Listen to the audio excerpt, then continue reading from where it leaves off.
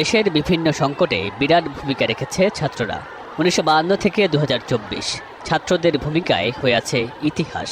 কোটা সংস্কার আন্দোলন থেকে সরকার পতন, দেশব্যাপী প্রশংসায় ভাসছেন শিক্ষার্থীরা। এবার এই ছাত্র আন্দোলন নিয়ে সিনেমা নির্মাণের ঘোষণা দিয়েছেন ঢাকায় সিনেমার একাধিক নির্মাতা। বাক স্বাধীনতা শিরোনামের একটি সিনেমা নির্মাণ করতে চান শিহাব শাহীন। এরই মধ্যে গল্প লেখার কাজ শুরু করেছেন তিনি। শিগগিরই শুটিং শুরু করতে চান। নির্মাতার ভাষায়, অতীতে বাক স্বাধীনতার অভাবে অনেক কিছুই বলতে পারেনি, এবার তা বলতে চান চিত্রনাট্যের মাধ্যমে। স্বাধীনতা যুদ্ধ নিয়ে ওরা 7 জন সিনেমা নির্মাণ করেছিলেন খিজির হায়াত। 24-এর ছাত্র আন্দোলন নিয়ে সিনেমা নির্মাণ করতে চান তিনি। তার সিনেমার নাম কারার ওই লৌহ কপাট। গল্প লেখার কাজ শেষ, চিত্রনাট্য করছেন এখন। নির্মাতা জানান, গল্পের প্লট আগেই ভাবা ছিল, এখন কিছু পরিমার্জন হচ্ছে।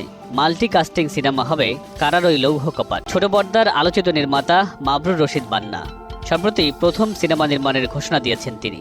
আবু সাইদ, মুগ্ধ ও আবরারকে নিয়ে হবে তার সিনেমা। ফেসবুকে পোস্ট করে বিষয়টি জানিয়েছেন তিনি।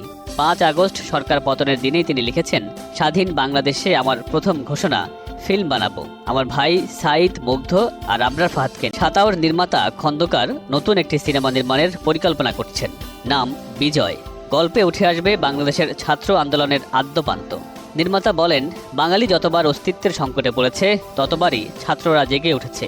ভাষা আন্দোলন, মুক্তিযুদ্ধ, স্বৈরাচার বিরোধী আন্দোলন থেকে আজকের এই আন্দোলন, সবটাই আমার ছবিতে উঠে আসবে।